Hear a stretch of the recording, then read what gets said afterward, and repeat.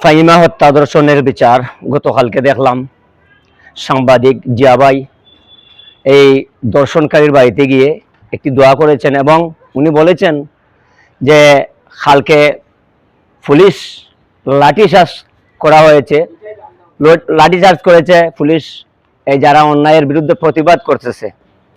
তাই বিশেষ করে বলতেছি, সাধারণ মানুষের উপরে লাঠিচার্জ করাটা পুলিশ প্রশাসনের কতটুকু সঠিক কাজ সেটা আমার জানা নেই।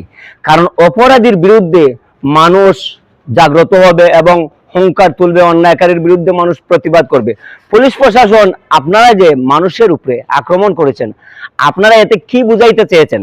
আপনারা কি অপরাধীর পক্ষে না জনগণের পক্ষে? যদি জনগণের পক্ষে হয়ে থাকেন তাহলে লাঠিচার্জ জনগণের উপরে কেন হবে? হতে পারে না। জনগণ যদি কোনো উশৃঙ্খলা করে তাদেরকে বুঝিয়ে আপনারা একটা স্থানে সরাতে পারেন। তার মানে এই নয় তাদের উপরে লাঠিচার্জ করবেন। এ সমস্ত বন্ধ করুন। নেকড়ামু দেশে আর হবে না।